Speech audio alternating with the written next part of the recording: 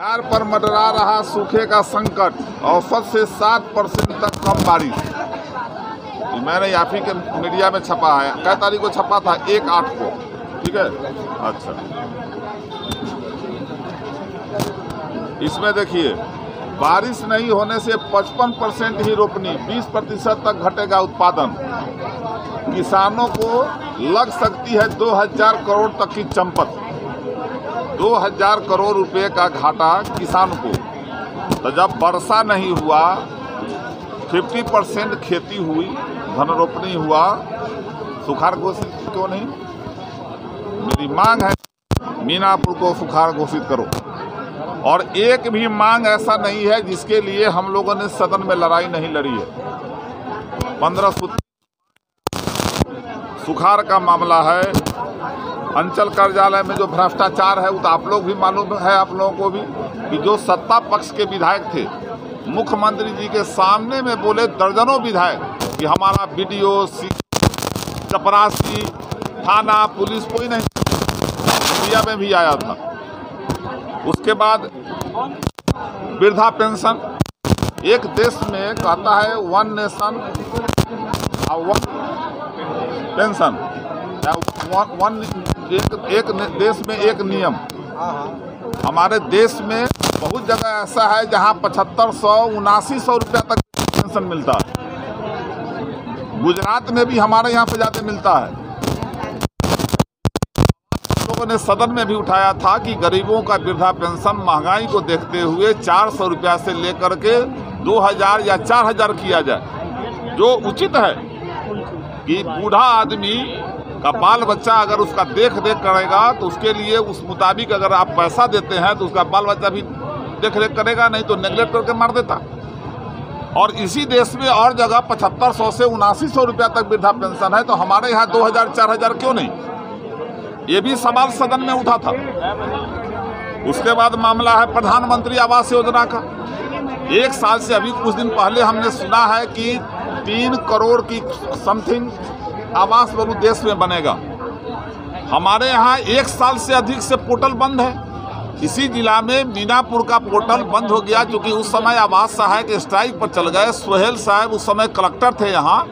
जब काम पर लौटने के लिए कहा गया तो और जगह के लौट गए, हमारे यहाँ का नहीं लौटा आवास सहायक। उसके बाद पोर्टल बंद हो गया। हमारे यहाँ आवास मतलब प्रधानमंत्री आवास से लोग वंचित हो गया। तो वो पोर्टल खोल करके हमारे यहाँ आवास, प्रधानमंत्री आवास जो है योजना लागू करो और उसको पोर्टल चालू करके दो। उसके बाद है आपको बंद पड़े नलकूप। किसान, अभी सरकार कहती है कि हम खेत तक जो है बिजली दौड़ा रहे हैं। अब विजेंद्र बाबू भी सदन में बोलते हैं कि हम लोग जो है आम मतलब कि जनरल से घर वाला बिजली से सस्ती दर में बिजली दे रहे हैं। जो नलकूप बरसों पहले से चल रहा था, किसानों को सुविधा होती थी, आज वो नलकूप क्यों बंद पड़ा हुआ है? उस नलकूप को चालू करो।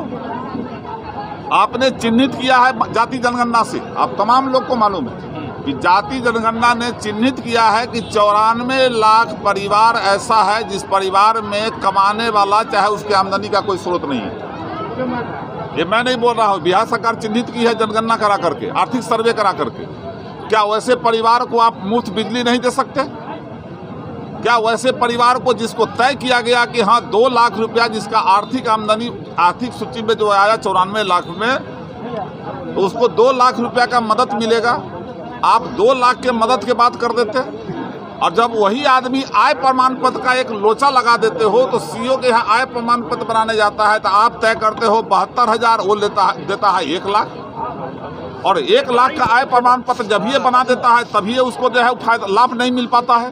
तो सरकारी दोहरा पॉलिसी खेल रही है सरकार। एक तरफ कहती है कि गरीब को हम 2 लाख रुपया देंगे जो आर्थिक स्थिति में कमजोर है, और दूसरे तरफ पदाधिकारी को कह देता है कि तुम कम जो है उसका जो है आय प्रमाण पत्र नहीं बना। ये साफ मंशा है कि सरकार जो है बिहार के आम आवाम जो गरीब लोग है उसको ठगने का काम कर रही है। सरकार ने सदन में बोला कि हर साल गरीब महिला जो है, परिवार का जो मुख्य महिला है, उसको पैसा दिया जाएगा। आप बताइए, सर्वे करके बताइए, किसी को नहीं मिला। तो ये ठगने का पॉलिसी है। सबसे बड़ा मामला है कि 15% आरक्षण जो हम लोग के सदन में हम लोगों ने हम लोग से साथ बात हुआ, दोनों सदन में विधान परिषद और विधानसभा में पारित करके और भेजा गया। ठीक है, माननीय उच्च न्यायालय के द्वारा कोई त्रुटि अगर सरकार के द्वारा हुआ पेश करने में, उसको रद्द कर दिया गया। क्या 9वीं अनुसूची में उसको शामिल नहीं किया जा सकता? मैं उस 10% आरक्षण के खिलाफ नहीं हूं जो सवर्णों को दिया गया, लेकिन वो 3 दिन में लोकसभा और राज्यसभा से पारित करके और 3 दिन में जब वो 10% आरक्षण उनको मिल सकता है, तो हमारा ये 15% आरक्षण जो सदन में पारित हुआ, जो विधानसभा में और विधान परिषद में, इसको क्यों गलत साबित करना पड़ा? और एक सवाल और है मेरा, मैं आपके माध्यम से मुख्यमंत्री जी जो समाज से आते हैं करूंगा कि आपने जो सरकार बिहार सरकार के एडवोकेट नियुक्त किए हुए हैं, आप कीजिए कि उनके मेरा आरक्षण हो गया। तो ये सवाल 15 बिंदु है मेरे पास। किसान के कृषि लोन जो है वो माफ किया जाए। अडानी अंबानी का 18 लाख करोड़ माफ हुआ। 18 लाख करोड़ अडानी और अंबानी का माफ हुआ, हमारे किसान का क्यों नहीं हुआ? किसान का माफ नहीं होना चाहिए। कृषि के लिए जो बिजली लगेगा, मेरा कहना है कि सरकार कृषि भूमि के लिए बिजली जो है मुफ्त उपलब्ध किसान को करावे। तो इन तमाम सूत्री मांगों को लेकर के हम लोगों ने धरना देने का काम किया है। और दूसरी बात है कि अंचल कार्यालय में जो पूरे बिहार का मामला, भ्रष्टाचार इतना फैला हुआ है अंचल में, दाखिल खारिज में, मतलब कि आदमी गांव के गरीब लोगों को, चाहे किसी भी आदमी को गांव में चाहे बाहर हो, सब कहीं भी हो, उसको लूटा जा रहा है। कोई ना कोई अड़चन लगा देगा। कभी ऐसा भी हुआ है कि कर्मचारी रिपोर्ट कर दिया सही, सीआई रिपोर्ट कर दिया सही, सीओ अपने स्तर से उसको रिजेक्ट कर देता। हमने जिलाधिकारी से कई बार बात किया कि जब कर्मचारी और सीआई जब रिपोर्ट कर दे रहा है तो सीओ खारिज क्यों कर रहा है? ऐसे सीओ पर कार्रवाई होनी चाहिए। और कहे ना कि 15 का 15 मामला हमने सदन में उठाया, हम लोगों ने बात रखी, और वहाँ सदन में नहीं जब सुना गया है, हम लोग अब सड़क पर उतरेंगे। प्रखंड मुख्यालय पर धरना है, इसके बाद पंचायत स्तर पर धरना होगा, उसके बाद जिला में होगा, उसके बाद फिर विधानसभा का घेराव करेंगे, लेकिन प्राण नहीं छोड़ेंगे। सड़क से लेकर सदन तक लड़ने का काम करेंगे।